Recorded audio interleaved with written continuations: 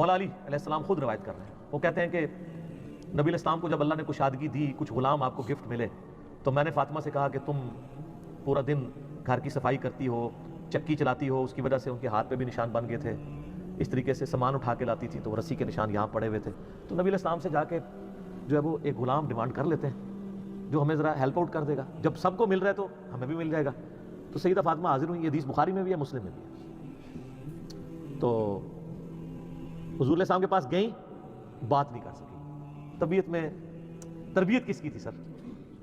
بولڈنس نہیں تھی وہ، حالانکہ باپ ہے اور حضور کو پتا تھا اپنی بچی کی عادت. تو وہ گئیں، بات نہیں کر سکی، واپس چلی گئی. تو حضور علیہ السلام محفل برخاست ہوئی، آپ خود آ گئے. سر وہ حدیث کمال ہے. مولا علی کہتے ہیں میں اور فاطمہ ایک چادر میں لیٹے ہوئے تھے اور نبی علیہ السلام ہمارے گھر میں آئے اور پاؤں کی جانب سے نبی علیہ السلام ہمارے بستر میں داخل ہوئے، حتیٰ کہ آپ کے پاؤں کی ٹھنڈک ہم نے اپنے سینے پہ محسوس کی. یعنی حضور علیہ السلام نے پاؤں کی جانب سے اپنے پاؤں انٹر کیے اور وہ پاؤں سیدہ فاطمہ اور مولا علی کے سینے تک پہنچ گئے تو انہوں نے ان کو سینے سے لگا لیا. سر یہ فرینکنس کسی صحابی کو نصیب ہو سکتی ہے؟ تو آپ نے فرمایا وہ فاطمہ تم آئی تھی، کوئی کام تھا؟ سیدہ فاطمہ سے پھر بھی بات نہیں نکلی. حضرت علی کہتے ہیں میں نے نا پھر کہا یا رسول اللہ وہ میں نہیں بھیجا تھا، پورا دن کام کرتی ہے. آپ کی بیوی کہتی ہیں ہماری کوئی ذمہ داری نہیں ہے. یہ بھی تو بیوی تھی نا.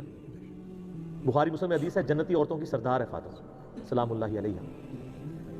تو میں نے غلام کے لیے عرض کیا تھا یہ تھک جاتی ہے ہمیں ہیلپ آؤٹ کر دے گا. آپ نے اسلام فرمایا میں تمہیں سے بہتر نہ چیز عطا کروں؟ کہ یا رسول اللہ عطا کرے. یعنی آپ لوگ تو سمجھ رہے ہوں گے کہ غلام مانگا ہے تو شاید ایک گھوڑا بھی ساتھ گفٹ مل جائے گا. ان کا جب رات کو بسترے پہ جانے لگو نا تو 33 دفعہ سبحان اللہ، 33 دفعہ الحمدللہ اور 34 دفعہ اللہ اکبر پڑھ لیا کرو. یہ تمہارے لیے اس غلام سے بھی بہتر ہے. یعنی سارے دن کی تھکاوٹ اتر جائے گی. سر یہ بہت بہترین وظیفہ ہے. تو اچھا یہ حدیث مولا علی پوری زندگی سنایا کرتے تھے کیونکہ حضرت فاطمہ اور مولا علی کی ایک محبت بڑی مثالی تھی. پھر لوگ بھی جو ہے نا وہ مولا علی سے پوچھا کرتے تھے وہ فاطمہ والی حدیث تسبیح فاطمہ، اسے تسبیح فاطمہ اس لیے کہا جاتا ہے.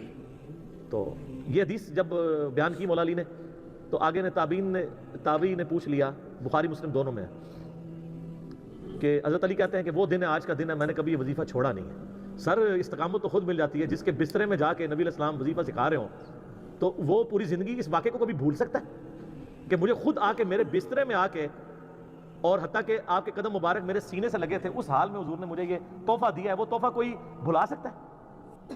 تو تابعی نے کہا کہ مولا علی سے کہا کہ کیا جنگ صفین کی راتوں میں بھی آپ یہ وظیفہ پڑھا کرتے تھے جب مسلمانوں پہ اتنا مشکل وقت تھا، آپ میدان جنگ میں تھے؟ آپ دیکھیں 30 سال کے بعد مولا علی کو تلوار دوبارہ اٹھانا پڑی اسلامی نظام کو بچانے کے لیے. تو مولا نے کہا صفین کی راتوں میں بھی میں نے کبھی یہ وظیفہ نہیں چھوڑا.